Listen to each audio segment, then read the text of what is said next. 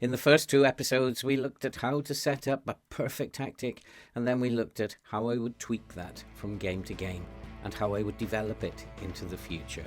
And today, in part 3 of creating a perfect tactic, we're going to be looking at the when and whys of player instructions, and these can be things that are often misunderstood and often overused. Let's go and kick some balls.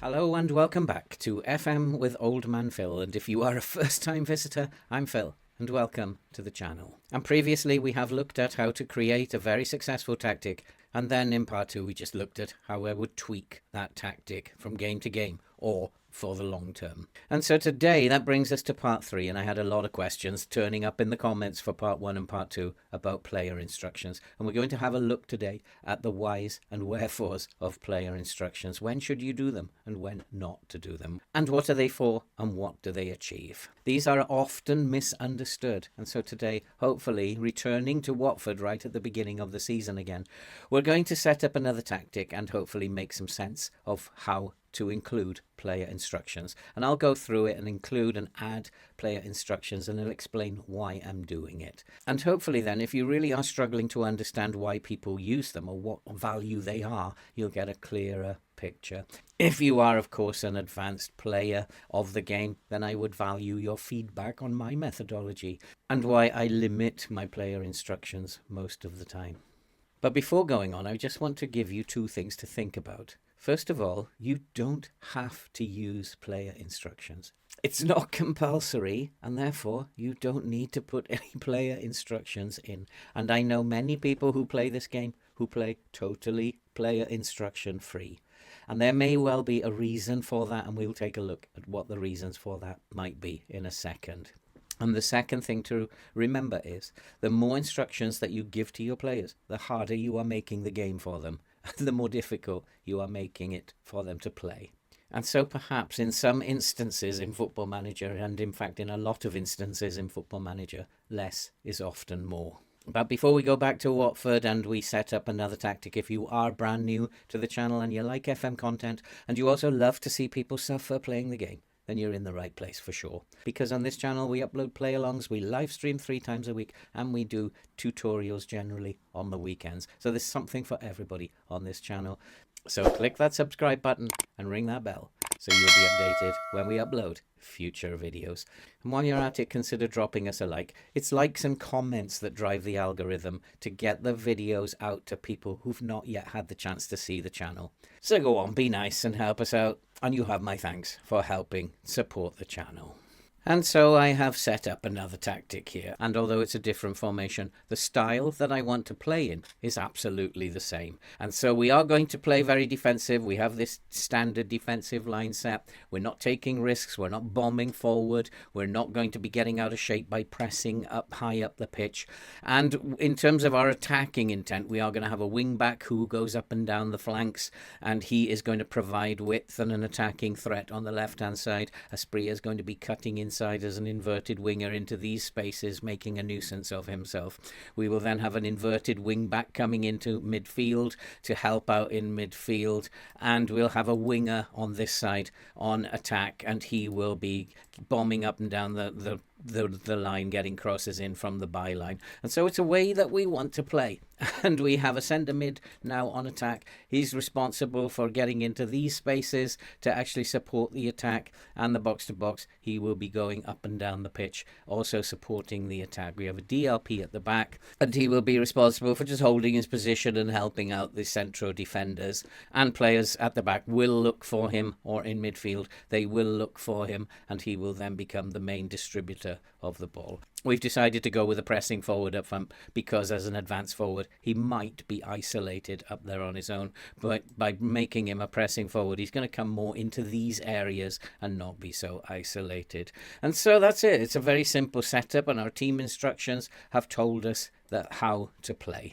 And that's pretty much all you need to do. Then that's how the team will play. And when we have set these roles up, we can see that the game has automatically given these players instructions based on what the role is. For example, the wing back on attack on the left, his job is pretty much attacking. So the instructions for him that are hard coded into that role are cross from the byline and get further forward. That's his job, to get further forward, support the attack, and get crosses in from the byline. Our team instructions to cross low hopefully will mean that he doesn't float crosses, because we're not very tall up front, and he will get dangerous, fast, pacey crosses into the box for Healy to tap them in. And so, do we need to add any more instructions to that? Probably not. We'll get away with doing nothing at all. And each of the roles has their own instructions encoded in terms of what the role requires them to do. And that makes up the style of how you play. I have a style that works for me, and no matter what shape, what formation I play, that style is always going to be that style. If you are brand new to the game and you want to know how do I come up with a style of play, then I do have a video on that, and I'll leave a link to that in the description below. And after this video you can go and have a look at how to set up a style of play. And no matter where we are in, no matter what FM, this is the style of play that I will always use.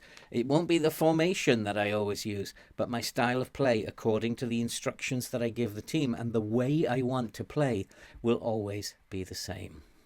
Well, that begs the question now, then, if that is the style of play that I want to play, why would I need to change the player instructions? Well, the answer to that is that I may not have to, but I'm going to change the player instructions for two reasons. And the first reason would be to make the tactic work better. And the second and more important reason would be based on the principle that we applied before. If you can't do it, don't do it. And so I'm going to ask players not to do certain things based on their attributes, and so I'm going to use the player instructions to do just that. And so looking at the first reason why I might add player instructions is if we look at Lewis here, who is an attacking wing back, and his job is to basically go up and down the pitch. Now what I might want to do, if we have a look at what options we've got here, we can see we have when opposition has the ball, we have some instructions there. When the team has the ball, in other words, when somebody else has the ball on our own team, we have some instructions here. Get further forward, as you can see, is hard coded into that, and hold the position, we cannot change that one either. He's not going to be thinking anything other than getting up the pitch. And then we have some instructions when the player himself has the ball, and so we can ask him to do certain things that might help the tactic. So when the team has the ball, it might be prudent to tell him to stay wider. And that would be because if we have our inverted winger coming inside, then we might need him to actually stay wider to stop him drifting in towards the edge of the penalty area. I want him out here, and when he receives the ball, I want him wide to stretch the opposition defense. That would be the only reason why I add a player instruction to him in order to help improve the tactic. The other thing that I might think about is the midfield, and we have a centre mid on attack and a winger here on attack. Now there might be a lot of space between these two, especially as the inverted wing back will be coming inside into midfield. So with this centre mid on attack, what I might ask him to do, and I have two options here, I might ask him to stay wider, or I could tell him to move into the channels. And that means that he will get closer to the winger, and I would prefer to tell him stay wider, and then that means he's closer to the winger, and that will give the winger a little bit more support. In terms of the box to box, I don't want him to be staying wider because I already going to have two players out in those areas, and so it doesn't make any sense for him to be out on the flank. So we'll just have him moving up and down centrally on the pitch.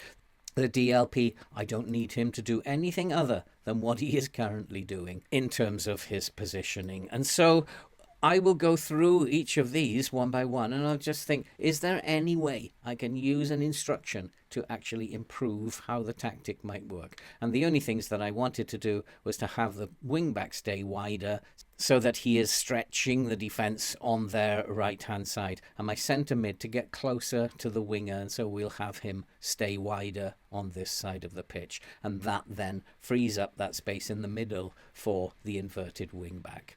And so I think for improving the way the tactic works, those would be the only two instructions that I actually want to make. And so when we come now to look at the second part of why I would set player instructions, and I'm going to base that on basically what we've already been doing and applying when we've set these tactics up. And that is the principle of if you can't do it, don't do it. Let's take a look at Asprilla, for example, Asprilla on the wing, and we can see that he's an inverted winger, and therefore he's encoded to dribble more and to cut inside with the ball. That's what the game tells him that this particular role should do. The winger on the other side, though, has a different set of instructions because he has a different role. He's told to dribble more, cross more often because he's a winger, cross from the byline, so he's got to get further up here, and that's because he's on an attack duty, get further forward, that is in line with the attack duty, and stay wider. And so looking at Asprilla, then perhaps as this winger is staying wider and we have a wing back over here who's instructed to stay wider, is it necessary for Asprilla to be out on the flank as well? So what we might actually ask him to do in terms of improving the tactic is to begin, his starting position would be to sit narrower. That will leave space for the fullback to be bombing past him. So we have an additional instruction which will hopefully create space for our wing back on the left by asking Asprilla to sit narrower. Now we come to what he can do and what he can't do, but we have to be very careful here. And if we look at Asprilla's attributes, then in terms of when the opposition have the ball, we've got options of mark tighter. Asprilla cannot mark. His marking attribute is 5 and his positioning is 5. He's not a marker and he's not a very defensive player. So I wouldn't ask him to mark tighter. I wouldn't ask him to tackle harder. I will keep his trigger press at balance because he does have stamina, he does have acceleration, he's aggressive, and he has a fairly decent work rate. So I'll keep his trigger press where it is.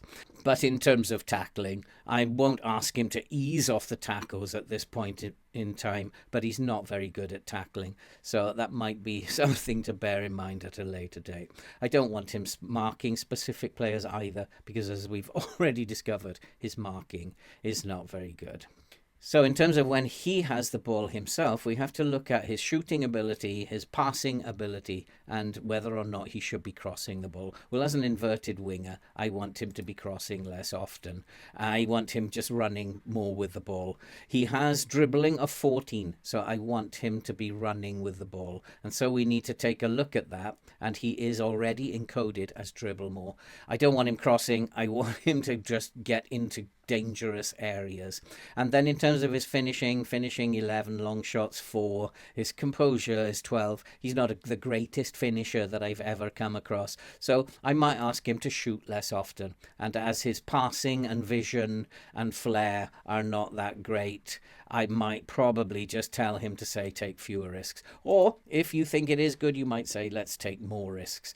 However, what you are doing by clicking these buttons is you are making his life harder. He has a lot of things to remember now, and he has a lot of decisions to make. And so everything now has to be balanced against his ability to make decisions. And if we look at his ability to make decisions, he's got 12. Now that is decent, and it's not bad for this league, but it's not great. And so I think I would prefer to leave these off. I don't want him to be troubling himself by actually making too many decisions. I've already told him to sit narrower.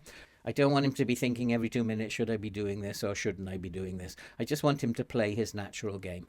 And so by not making him make these decisions, then I'm taking the pressure off him a little bit and making his life a lot easier.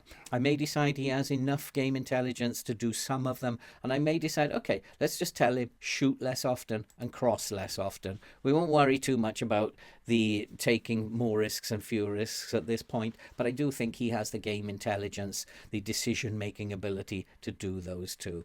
And so basically these instructions now are not about making the tactic better. They are helping him to play better. And we're basing that on his attributes and what he can do and what he can't do. And if he is good at dribbling, then he should dribble more. And if he is good at passing and has good vision and flair, then perhaps he should be taking more risks. But you always have to remember to balance that up against his game intelligence and in particular his ability to make decisions. If his ability to make decisions is not great, then don't ask him to think about things too much and just allow him to play his natural game. In Aspria's case, he does have fairly decent intelligence for this level, and so perhaps just one or two of them would be good. So that's what I will basically do in terms of adding player instructions. For my box-to-box midfielder, he's already been told to get further forward. That is something that we've done to try and improve the team. And then we can go through his attributes in exactly the same way. He mark? His marking isn't great. His tackling isn't great. So we are not going to ask him to do anything when the opposition has the ball. In terms of when the team has the ball, we can't improve the overall tactic anymore by adjusting these instructions. And when the player himself has the ball, we'll just go through exactly the same process. We can see that his crossing is pretty poor, so we'll come off there and we will say cross less often.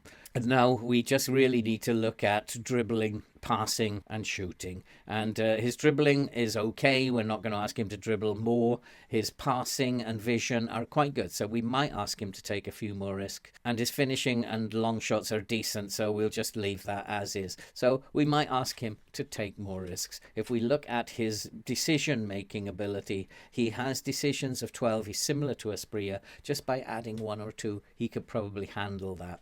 Adding any more might be putting too much pressure on him and might be asking him to do too much, to make too many decisions, which could cause him to make mistakes. And so that is it. That is how I will put these instructions together. There will be two reasons why I do it. And the first reason, to make the tactic function a little better. And we saw how we did that on the left-hand side with Lewis and Aspria. And the second reason is the can you do it? And if you can't do it, don't do it.